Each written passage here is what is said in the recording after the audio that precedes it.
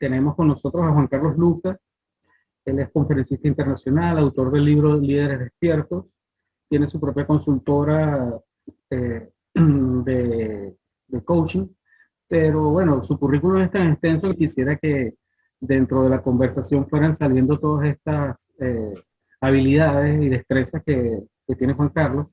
Eh, y una de las primeras impresiones que tuve al ver las fotografías de la conferencia que va a dictar mañana en PwC, eh, es en cierta forma la humildad, pienso yo, ¿no? Porque siempre vemos a los líderes conferencistas con un paltó, una corbata, y hoy mismo estás en franela, y estas fotos con las que se ha difundido la promoción también ha sido así como muy holgada, ¿no? Entonces quisiera conversar, Juan Carlos, iniciar hablando de un poco de ti, de tu trayectoria. Sé que eres científico, has trabajado con polímeros, tienes algo que ver con la investigación de los polímeros, etcétera. Este, ¿cómo surge ese salto de la química o de la ciencia al coaching, y de qué manera se vincula esas dos habilidades, por decirlo, esos dos conocimientos en lo que es ahora eh, el entrenamiento, ¿no? Bueno, yo siempre cuento esta historia, a las personas les resulta llamativa. Primero, bueno, gracias por el espacio, gracias por la conversación y un placer estar contigo. Digo que le resulta curioso porque hay un cambio de identidad, ¿no? Y después yo hablo mucho de la reinvención de la identidad, ¿no? Yo me dedicaba a las ciencias duras, soy licenciado en química. Hice una carrera como científico, tecnólogo, en un instituto de tecnología industrial. En un momento era como una especie de iniciativa emprendedora dentro de la ciencia y la tecnología, porque en el centro donde yo trabajaba no se hacía investigación, y nosotros dijimos, un instituto de desarrollo tecnológico tiene que hacer investigación y desarrollo. Entonces impulsamos el hacer programas de investigación, tesis doctorales, y bueno, dentro de ese plan yo hice mi tesis doctoral en Argentina en el tema de ciencia de materiales, que es como una mezcla de física, química e ingeniería. Y después hice un postdoctorado en Estados Unidos, trabajando siempre en la especialidad que era polímeros. Y cuando vuelvo a la Argentina, después de 2 años en Estados Unidos, con un amigo que trabajaba en la industria, habíamos presentado un proyecto de investigación con transferencia tecnológica a la industria, que fue seleccionado y subsidiado, o sea, recibí $250,000 para montar un laboratorio. Okay. Y eso hicimos. Y cuando todo eso estaba encaminado, la directora del centro donde yo trabajaba renuncia, y el presidente del instituto llama a un concurso, me presento al concurso, gano el concurso y me transformo en el director de un centro que tenía 40, 50 personas, todos medio peleados entre sí, con distintas ideas de lo que había que hacer. Claro. Había que arreglar esa pelea, había que organizarlo. Sí, yo pasé de trabajar en el laboratorio, la planta piloto, a dirigir un centro. Eso fue un gran desafío. Después me enteré de que en la administración se habla de esta cuestión de que uno asciende hasta que llega al cargo en que es un inútil, digamos, dicho brutalmente, porque ascendés por un mérito que no es que está relacionado con tu nuevo cargo, ¿no? Entonces yo pasé de hacer investigación y desarrollo a dirigir un equipo de 50 personas. Y a veces asciende también a un cargo para el que no estabas preparado. En ese caso, ¿te sentías ya preparado para dirigir tanta gente? No sé si te podría contestar cómo me sentía en ese momento, pero pasó algo muy decisivo, que fue que me mandaron con una beca en asociación con este nuevo concurso y este nuevo cargo. Me dan una beca desde mi instituto para hacer un MBA en la Universidad Católica. Imagínate, yo venía de la ciencia dura y de golpe estoy haciendo un MBA, pero en paralelo, yo cuando volví de Estados Unidos daba clases de polímeros en una universidad, una escuela de ingeniería muy, muy prestigiosa, que es el Instituto Tecnológico de Buenos Aires. daba una materia. Y ahí tuve un alumno que me dice, no, estoy haciendo un curso de liderazgo y de management, pero que es muy profundo, no es una receta superficial, se basa en Humberto Maturana.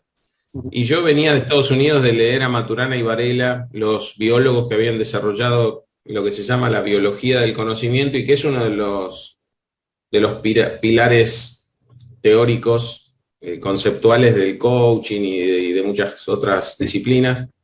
Entonces me llamó mucho la atención y le dije, bueno, ¿me traes más información? Me trajo un brochure de el coach que impulsaba esto, que era Fred Kaufman, un coach muy famoso argentino que había desembarcado en Buenos Aires en el ITBA con Peter Senge, que es una celebridad del aprendizaje organizacional del MIT, y que eran amigos ellos. Entonces empecé a averiguar y le pedí a mi jefa, que era la directora del departamento de mecánica allí en el ITBA, si podía participar, valía $10.000 el programa. Y me dice, por favor, doctor, ustedes vienen aquí a dar clase desinteresadamente, yo le voy a conseguir una beca. Bueno, terminé en paralelo haciendo el MBA y formándome como coach, cuando el coaching era algo muy marginal todavía, con una persona muy célebre en esto. Y bueno, eso para mí fue explosivo, ¿no? Hacer las dos cosas a la vez, además. Fue un cambio de vida, ¿no? Total. Fue explosivo, primero un cambio de mirada y me llevó a replantearme mucho. Y yo, cuando me preguntan por qué cambiaste, yo digo dos cosas. Por un lado, entré en una especie de crisis. Llegué siendo muy joven a dirigir un centro de investigación y dije que ya está, esto es mi vida, ahora me dedico a dirigir este centro hasta que me jubilo, digamos. Como que en la ciencia vos vas avanzando y cuanto más avanzás, más sabés de algo que le importa cada vez a menos gente, hasta que en el final le importa nada más al que investiga lo mismo que vos, básicamente. Estoy exagerando, pero en gran medida el producto de la investigación, los papers científicos, no los lee mucha gente, son cuestión de especialistas. Entonces, esta lógica de la hiperespecialización me empezó a no hacer sentido. Sentía que era avanzar para estar cada vez más solo y con menos posibilidades, porque son cosas que no le interesan a casi nadie, solo a los que están en el tema. Algo muy especializado, ¿no?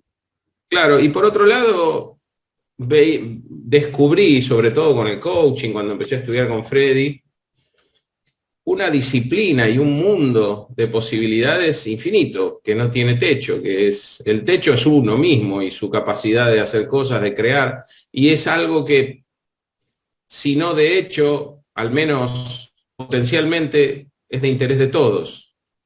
Es casi el opuesto de lo que yo hacía, ¿no? Es decir, esto, hablar sobre las emociones, sobre cómo comunicarse, cómo aprender, cómo transformar la propia vida, cómo hacer un aporte a los demás, o sea, potencialmente de interés de todo ser humano. Entonces dije, yo quiero ser como Freddy, me quiero dedicar a esto, ¿no? Ese fue mi...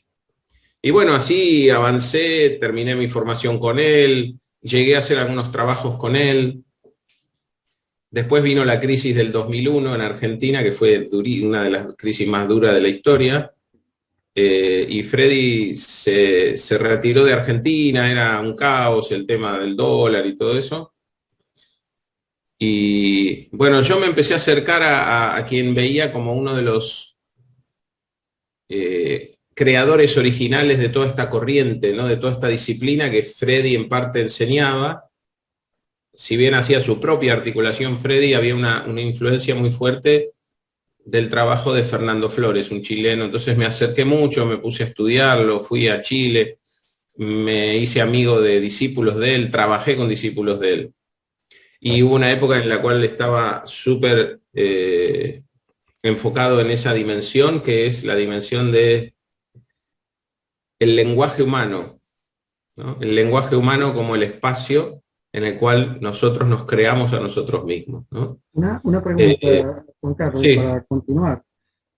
Sí. Porque como te decía al principio, me llama mucho también la atención el tema de la espiritualidad que debes mezclar en tu charla, en tus conferencias, en tus libros, porque dijiste que hiciste un MBA en la Universidad Católica y tú venías de todo este, digamos, cuadrado científico, pero entonces, ¿en qué momento entra el budismo en tu vida y de qué manera lo adaptas o lo aplicas en tus enseñanzas?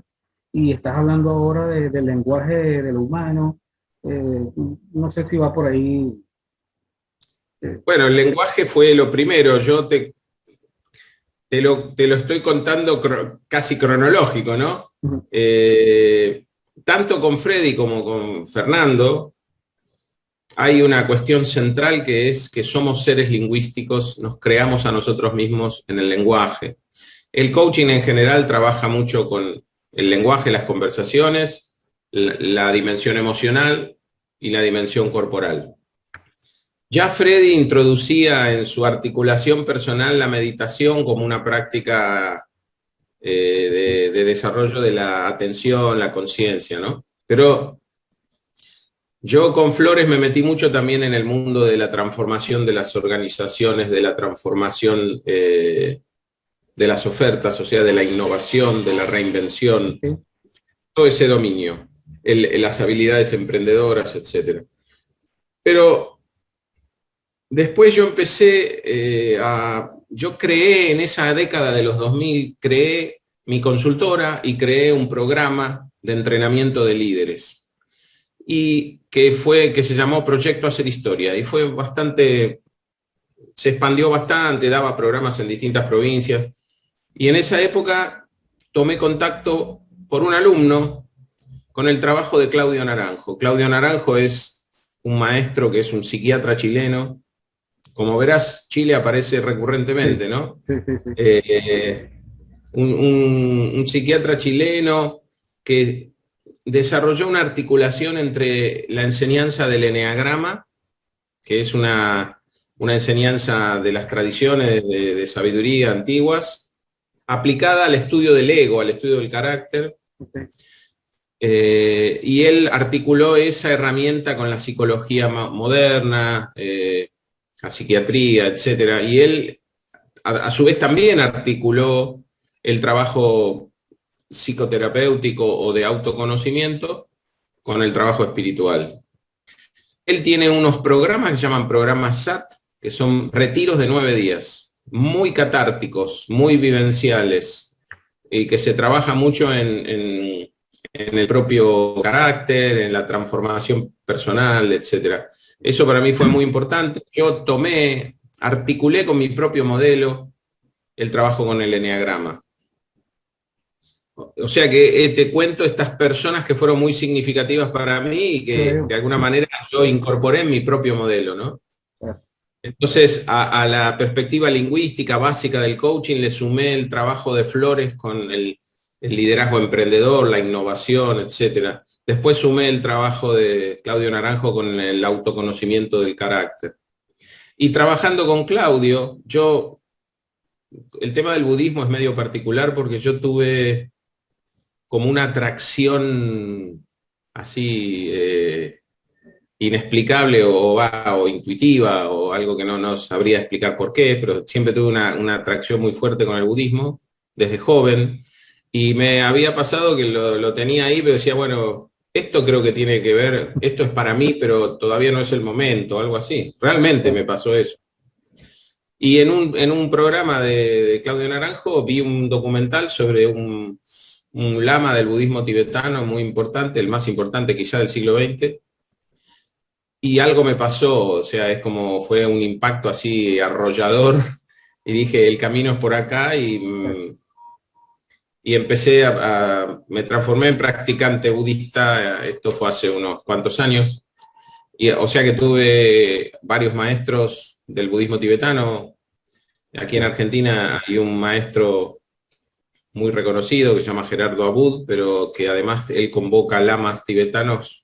El mío, digamos, principal es Sogni Rinpoche, que además está vinculado, su familia está vinculada con Francisco Varela, este chileno biólogo, que además es una historia muy interconectada. Además, este biólogo chileno, Francisco Varela, fue el que propició el encuentro entre los científicos y los lamas budistas hace más de 30 años, y de ese encuentro fue muy fructífero y se transformó o dio lugar a un montón de proyectos de investigación para comprender el efecto de la meditación en las personas, y hoy en día ha dado resultados increíbles, ¿no? Hay un libro que se llama, editado hace un par de años, o 3 años, una cosa así, que se llama Rasgos Alterados, y que cuenta el impacto transformador que tiene la práctica de la meditación en las personas, no solo en el momento que están meditando, sino en su vida en general, produciendo rasgos alterados como ecuanimidad, amor compasivo, etcétera, ¿no? Y cómo esas transformaciones tienen relación con lo que los neurobiólogos dicen que son las zonas del cerebro que producen que están asociadas con el bienestar y la felicidad, ¿no? Y bueno, y está el tema también por eso hubo... Disculpa, el tema también de la neuropsicoinmunología, ¿no? Tiene mucho que ver con esta relación entre lo espiritual, el campo científico, y no sé si se trata de que la ciencia busca explicar a través de la espiritualidad lo que no consigue, o si la espiritualidad en algún momento cede a la ciencia para buscar respuestas. Bueno,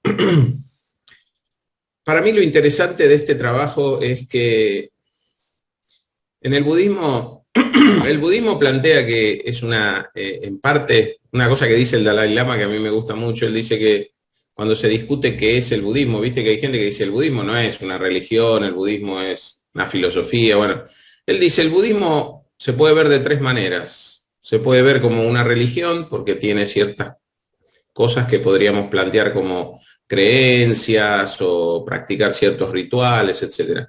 Pero también es una filosofía, implica una forma de ver el mundo, una cosmovisión, etc. Pero también es una ciencia porque tiene una componente y un enfoque muy empírico. O sea, en el budismo, el practicante budista lo que hace es trabajar en la observación de su propia mente, como lo haría un científico, en el sentido de observar los fenómenos que ocurren y estudiar esos fenómenos. Pero la diferencia con la ciencia convencional es que es como una ciencia en primera persona, porque el objeto de estudio es uno mismo. Entonces, por eso Francisco Varela planteó, y esto creo que fue un punto clave, él planteó por qué no cruzar en nuestros estudios esa experiencia en primera persona del meditador con la experiencia en tercera persona del científico más convencional. Entonces, la idea era muy, muy interesante. Por ejemplo, cuando un meditador dice que va a practicar una meditación del amor compasivo, ¿qué ve el observador en tercera persona, que es el que trata de mirar objetivamente desde afuera? Bueno, puede ver cómo es el sistema nervioso, qué pasa en el sistema nervioso, cómo se altera. Y lo que vieron es que cuando el meditador practicaba un tipo de meditación y decía que tenía cierta experiencia, lo que veían en su sistema nervioso era diferente que cuando el tipo decía voy a hacer una meditación de la serenidad y la... Entonces, efectivamente, la práctica meditativa, el tipo de práctica meditativa y el tipo de experiencia en primera persona del meditador se correlacionaba con distintos fenómenos en el sistema nervioso que el científico observaba desde afuera con sus equipamientos, digamos, ¿no? Con un electroencefalógrafo, lo que sea, como se llame, ¿no? Entonces, eso fue muy revolucionario y se pudo ver que efectivamente una práctica tan sutil como la meditación transforma nuestra biología. Sí. Esto tiene que ver algo y por ende nos transforma. Claro. Esto tiene que ver algo, me imagino, en esta conferencia que vas a dar el día de mañana, tú planteas o se plantea allí 3 claves, de las cuales una es cultivar una vida consciente. Esto que me estás hablando se relaciona directamente con esto. Sí, claro. Una forma que a mí me gusta mucho para explicar eso es, hay un maestro espiritual, no es budista, es de otra corriente, que él creó su propia escuela, que se llamaba Gurdjieff, Gurdjieff era un tipo, creo que era rumano, ruso, no sé, de esa zona, y él desarrolló una escuela y él decía que el desarrollo espiritual del hombre es el desarrollo de su conciencia y que ese trabajo del desarrollo de la conciencia es muy dificultoso para el hombre porque el hombre vive dormido. Y él se refería con esta metáfora de que vive dormido, se refiere a que vivimos distraídos. Hay estudios que dicen que del tiempo que estamos en vigilia, el 50% casi estamos distraídos, o sea, pensando en otra cosa. Sustraídos del momento presente. Entonces, yo a veces para explicar esto doy el ejemplo, viste que por ahí, no sé, querés hacer un break para comer un sándwich, te compras un sándwich que te gusta mucho, ustedes comprarían una arepa, ¿no? Sí, una empanada, una arepa, sí. Una arepa, entonces me compro una arepa que a mí me encanta y de golpe empiezo a pensar, me distraigo y cuando me doy cuenta ya me la comí. Es así. O sea, ¿te ha pasado eso? Sí, ¿no? Eso pasa muy a menudo, o lo que se llama, o lo que se llama la procrastinación. Empiezas a hacer algo y cuando vas en el camino pasas a otro y pierdes el tiempo haciendo varias cosas y al final no terminas haciendo la que inicialmente ibas a hacer, ¿no? Claro, la procrastinación puede ser como un derivado de irme, me voy mentalmente y me voy también haciendo algo que no tiene nada que ver con lo que iba a hacer. Ahora, el hecho de distraerme mentalmente de lo que estoy haciendo a tal punto que sin darme cuenta me comí la arepa y cuando me doy cuenta ya no está más. Es como si no me lo hubiera comido, si me hubiera perdido la experiencia, ¿no? Que es la experiencia de estar presente a lo que está ocurriendo, que es en este caso el comer. El placer de vivir el momento, se podría decir. Sí, pero más allá de placer, puede ser displacer. El punto antes del placer o displacer es estoy o no estoy presente. También es importante estar presente a lo displacentero. El importante es estar presente, porque ahí es donde yo puedo dar una respuesta, puedo tomar acción, por ejemplo, ¿no? Entonces, bueno, hay estudios que dicen que ese estado de distracción es el 50% del tiempo, ¿no? Entonces, Gurdjieff dice, vivimos dormidos. Y algo muy interesante, él dice, cuando vivimos dormidos, vivimos una vida mecánica, dice él. ¿Y qué quiere decir esto? Que cuando estamos distraídos, y la procrastinación puede tener que ver con eso también, cuando vivimos dormidos, nos entregamos a nuestros hábitos de forma automática. Empezamos a correr por la ruedita como la ratita, haciendo lo que hacemos siempre, pero pensando en otra cosa. Es como el hábito que ya tenemos incorporado se desencadena solo, digamos, ¿no? Entonces eso es lo que él llama la vida mecánica. Y entonces salir de esa vida mecánica y desarrollar la conciencia implica hacerse presente, ¿no? Y entonces él dice, es un trabajo que se puede hacer, ¿no? Es el sentido para él del camino espiritual, pero si no lo hacemos, la vida nos puede dar choques, dice Gurdjieff, ¿no? ¿Y qué son los choques? Los choques son cualquier experiencia de la vida que te hace despertar a la situación presente. No podés sustraerte, no podés seguir como si no pasara nada. Por ejemplo, chocás con el auto, casi te moriste, pero no te moriste. Y de golpe eso te hace despertar y cuando a la gente le pasa eso, se empieza a formular preguntas, ¿no? ¿Por qué hacía lo que hacía? ¿Por qué vivía como vivía? ¿No? Y eventualmente hay gente que cambia su vida para siempre, por ejemplo, por una experiencia cercana a la muerte, pero puede ser cualquier otra cosa, puede ser el encuentro con alguien significativo o cualquier cosa, pero que hace que la persona salga de su mecanicidad, de su piloto automático y tome conciencia de la situación y eventualmente toma decisiones, hace cambios. A veces algo nos despierta un instante y después volvemos, ¿viste? Como cuando, por ejemplo, nos enfermamos y entonces decimos, no, me voy a cuidar porque la salud, qué sé yo, me dura una semana y después vuelvo a lo anterior. Pero hay veces que el despertar ese dura para siempre, ¿no? Y ahora, este despertar no debería ser a los golpes, ¿no? O sea, hay una manera de despertar sin que estemos llevando choques y golpes, porque no es lo más sano, digo yo, ¿no? Ahorita con este tema de la pandemia, muchos han despertado, otros no, pero es un tema de cambio global y es necesario ese cambio. Es parte de eso que tú llamas también la reinvención permanente, ¿no? Entonces, es necesario tener un choque para el cambio. ¿Cómo podemos lograr ese cambio sin necesidad de estar chocando? Podemos comprometernos con el cambio sin necesidad de los choques, y eso es también una decisión de conciencia de cada persona, pero al mismo tiempo los choques son inevitables y son muy importantes, porque vivir es tener choques, no lo vas a poder evitar. No te puedes quedar solo con la parte linda de la vida, sino la vida incluye todo. Y justamente parte del progreso espiritual es aceptar que nada bueno va a permanecer en nuestra vida, pero nada malo tampoco.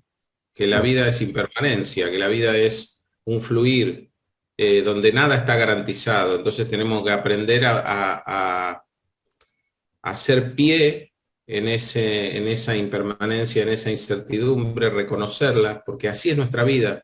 Entonces, en gran medida el costo del asunto es querer que la vida sea distinta de lo que es.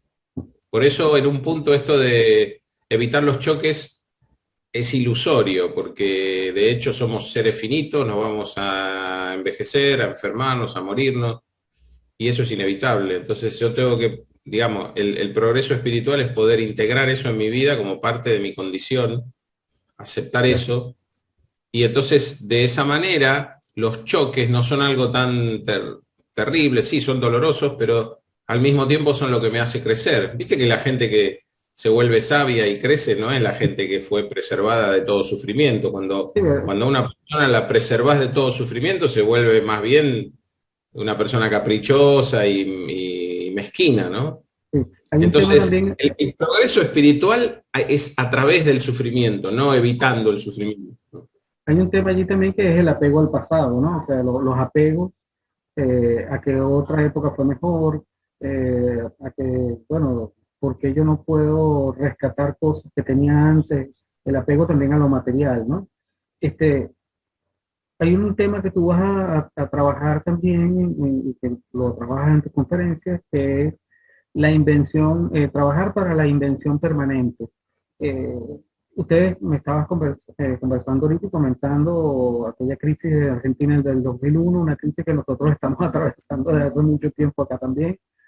Y aquí el tema, más allá de trabajar para la invención permanente, nosotros estamos en un constante inventar cómo trabajar. Entonces, ¿cómo se mezclan esas dos cosas? ¿Cómo trabajamos? ¿Cómo no nos apegamos a ese pasado precrisis donde teníamos una Argentina mejor o una Venezuela mejor? Y tomando en cuenta que tenemos todo el tiempo que inventar cómo trabajar. Se nos va la luz, se nos va el internet, ahora es el teletrabajo. ¿Cómo mezclamos todas estas ideas, todas estas cosas? Bueno, ahí me hiciste varias preguntas juntas. Sí, sí, sí. Ya que estamos con la dimensión de la conciencia, un comentario sobre la pregunta del apego. En las tradiciones espirituales el apego es la causa fundamental del sufrimiento, ¿no? Podrías pensar en el proceso por el cual se produce el sufrimiento de la siguiente manera. Vos estás en el lenguaje, empezás a hacer discriminaciones en tu vida, ¿no? Esto me gusta, esto no me gusta, esto está bien, esto está mal. Y naturalmente desarrollamos un apego hacia lo que nos resulta positivo, placentero, y una aversión a lo que nos resulta negativo. Hasta ahí no habría problema. El punto es que a partir de eso, el apego nos lleva hasta donde no habría problemas, hasta discernir, ¿no? Puedo discernir lo bueno o lo malo, entonces puedo operar en el mundo. Ahora, cuando aparece el apego a lo bueno y la aversión a lo malo, aparece algo así como la idea de que el mundo tiene que mostrarme solo su buena cara. Es como una demanda de que el mundo sea distinto de lo que es. Y entonces, como el mundo me trae lo que me trae, empiezo a desarrollar emociones aflictivas. Por ejemplo, me enojo cuando las cosas no son como a mí me gusta, me pongo triste cuando pierdo algo que quería, etcétera. Y esas emociones aflictivas empiezan a hacerme sufrir y eventualmente me llevan a tomar acciones que aumentan aún más el sufrimiento y entro en un círculo, ¿no? En una rueda de sufrimiento donde, por ejemplo, la típica situación, los celos, ¿no? Entonces, mi mujer me engaña, entonces yo me enojo, le clavo 40 puñaladas, la mato, hago un desastre, destruyo mi vida, destruyo la vida de los demás. Y es una cosa exagerada, pero es una cosa cotidiana que vemos, o sea, que tan exagerada no es, pero es extrema, ¿no? Entonces, para dar dimensión de lo que estoy diciendo, ¿no? Para el budismo esa persona vive en una especie de infierno, el infierno de sus apegos, de no poder aceptar las cosas como son. Entonces, por eso el camino espiritual tiene que ver con trascender esos apegos, ¿no? Poder liberarse de esos apegos. Que no es conformismo, sí, ¿no? Ahí no se trata de conformismo, ¿no? No, no, para nada. De hecho, la gente a veces confunde desapego con desidia, desinterés, y no tiene nada que ver. O sea, de hecho, el tema sería algo así. Como no me apego a las cosas, las disfruto plenamente, porque sé que pueden desaparecer en cualquier momento. Puedo ir hacia adelante con mis proyectos con total plenitud y con total entusiasmo, pero en la aceptación de que puedo fracasar y que estoy en paz con fracasar. Claro. Y que siempre, siempre hay un inicio, ¿no? Siempre hay un nuevo claro, inicio. el problema no es tener una Ferrari y andar en la Ferrari. El problema es qué pasa si la pierdo. Entonces alguien que vive desapegadamente, bueno, me tocó perder la Ferrari, pero estoy en paz. Entonces no voy a matar a mi ex a puñaladas porque me abandonó, porque estoy en paz con eso, estoy en paz con que, bueno, ya no existe ese amor, o ella tomó una decisión, que sea feliz, así es como fueron las cosas, lo acepto. Me duele porque hubiera querido seguir teniendo a mi mujer o hubiera querido seguir teniendo a mi Ferrari, pero estoy en paz con lo que la vida produce. Entonces no tiene nada que ver con no tener ningún deseo o con no querer producir nada en el mundo o que me dé lo mismo todo, no tiene nada que ver con eso, tiene que ver con esta cuestión de estar parado en un lugar donde no pretendo que la vida sea diferente de lo que es, porque eso es lo que me hace sufrir en el fondo, ¿no? Y te lleva incluso a acciones tan enloquecidas y extremas como matar a alguien porque no quiere estar más conmigo. Entonces, ahora, eso es en general relacionado con la vida, con el bienestar, con la plenitud. Ahora, el punto es que todo eso en el mundo de hoy se vuelve especialmente relevante porque, por otro lado, en el mundo externo, nuestras tareas, nuestras empresas, nuestros servicios, nuestras profesiones se vuelven obsoletas cada vez más rápido, todo el tiempo. Lo que hacemos puede perder su valor, su relevancia en cualquier momento, entonces nos tenemos que reinventar permanentemente.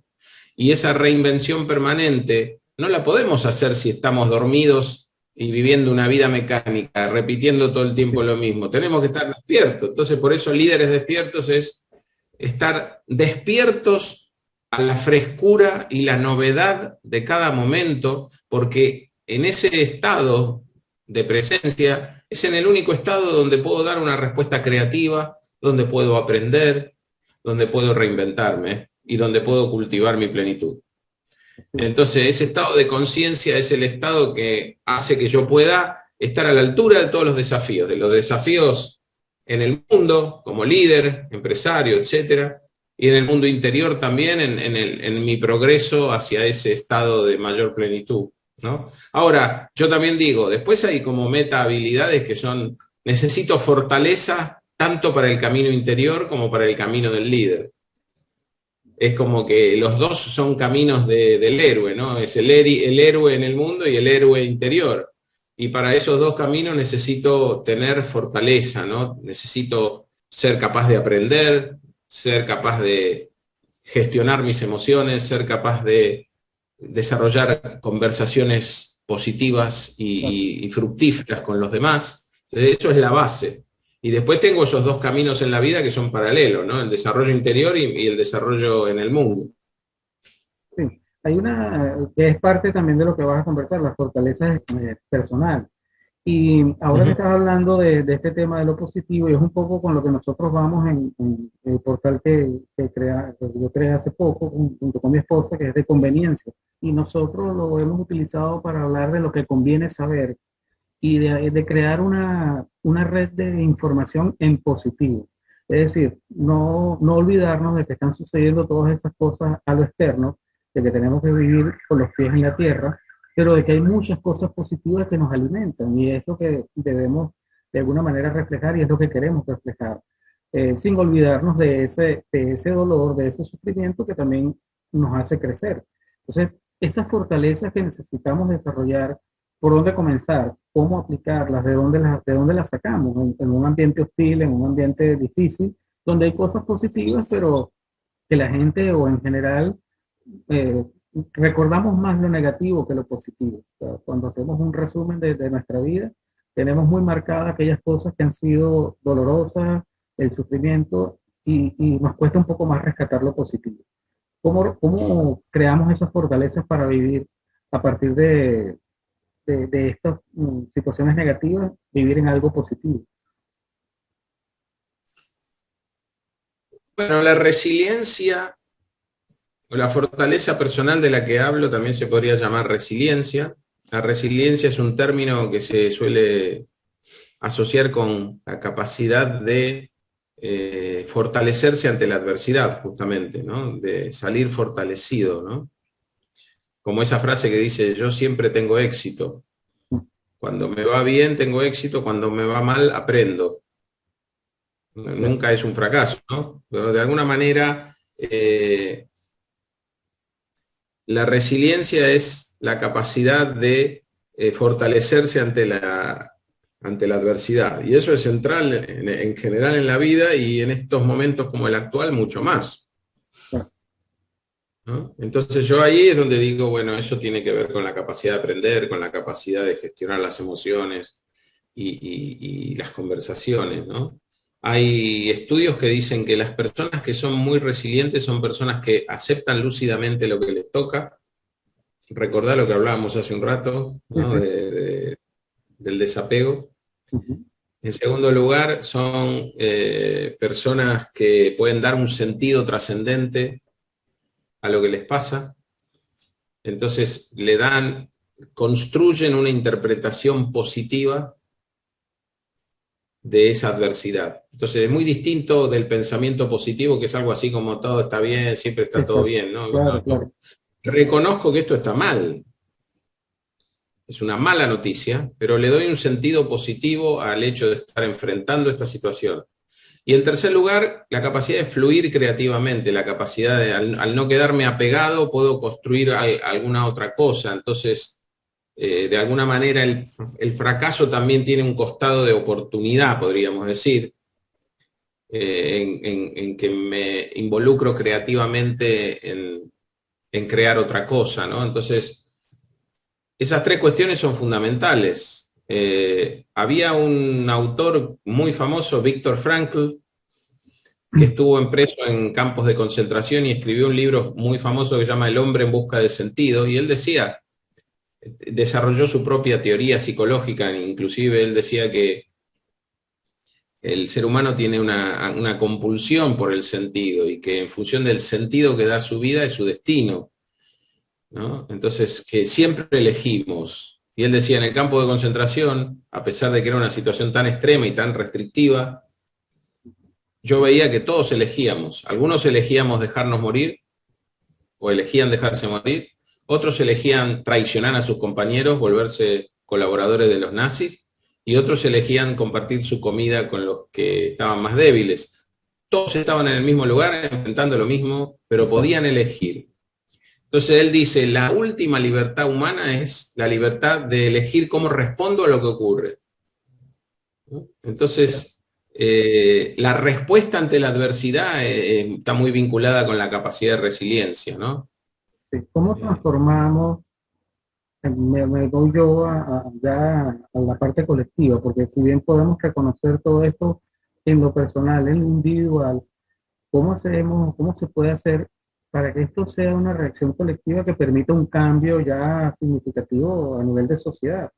¿De qué manera podemos hacer que estos conceptos permeen a la sociedad y sea el bien común del que hablamos muchas veces? Bueno, no sé si tengo la capacidad de contestar esa pregunta, pero a mí me parece que hay una dimensión que es fundamental e inicial, que es transformarse uno mismo primero. Para mí eso es así.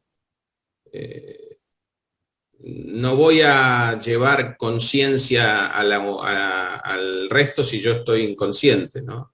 No voy a poder hacer trabajar para la elevación de todos si yo no me puedo elevar, por así decirlo.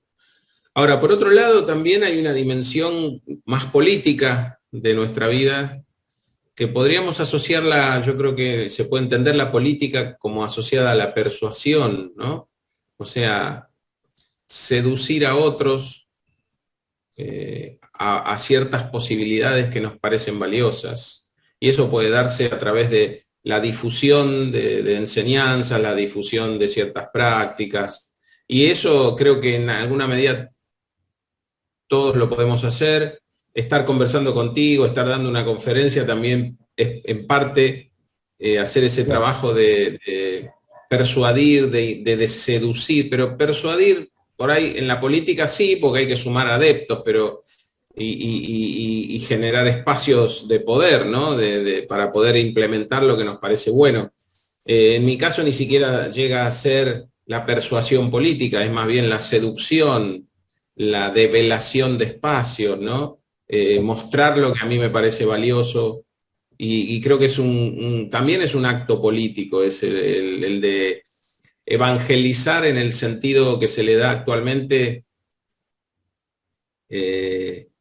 Viste que a veces se habla de evangelizadores en tecnología, ¿no? Que es simplemente en el sentido de mostrar un camino al que no lo conoce. En este caso, vinculado al liderazgo, vinculado al desarrollo de la conciencia, vinculado al desarrollo personal.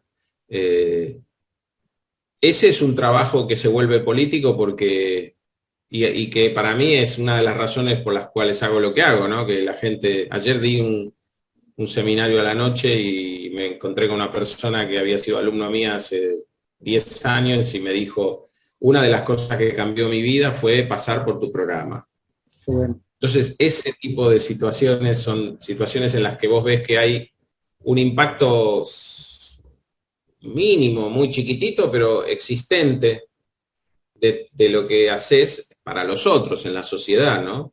Entonces, en la medida que se pueda ampliar eso, genial, pero bueno, llega hasta donde puede llegar, pero es algo que trasciende el trabajo propio, ¿no? Es como, también tiene un aspecto, si se quiere, político, ¿no? De contribuir a desarrollar un cierto tipo de camino, un cierto tipo de conciencia para la sociedad. Lo que pasa es que es, bueno, una gota en el mar, pero cada uno hace su parte, ¿no? O cada uno puede hacer su parte. Sí, bueno, Juan Carlos, para mí de verdad ha sido un placer conversar contigo y ha sido un gran descubrimiento y por supuesto que voy a seguir no solo tus consejos, sino voy a seguirte en redes, ver tus canales. Sé que en YouTube tienes colgados bastantes videos y me gustaría que compartieras eso con los seguidores de Conveniencia, porque ahí está justamente esa gota en el mar que puedes ir dejando también a través de nosotros y que bueno, la idea es esa, ir comunicando las cosas positivas, cómo te contactan, a través de qué canales podemos seguirte y estar pendiente de lo que estás haciendo, bueno, para ayudar a ese mar. Sí, bueno, lo más fácil es compartirles mi sitio en la web, que es www.jclucas.com.ar. Si ustedes entran ahí, o sea, la persona que entra ahí, bueno, hay un montón de información, pero una cosa que pueden hacer es ir al botón del menú que dice libros y se pueden registrar y entonces descargar gratuitamente la introducción del libro, que involucra todos los aspectos generales introductorios y el primer capítulo. Y también hay un botón que dice, empieza, no me acuerdo ahora, si regalos creo que dice, entonces ahí hay algunos ebooks gratuitos y también los links a mi podcast, mi canal de YouTube, mi blog, en esa parte de regalos. En otros lugares dice empieza aquí, que también tiene que ver con lo mismo, en los contenidos gratuitos. Y bueno, y de ahí para arriba tengo cursos en línea, tengo una escuela de formación en liderazgo y coaching que estoy empezando en 10 días, con gente de varios países de habla hispana.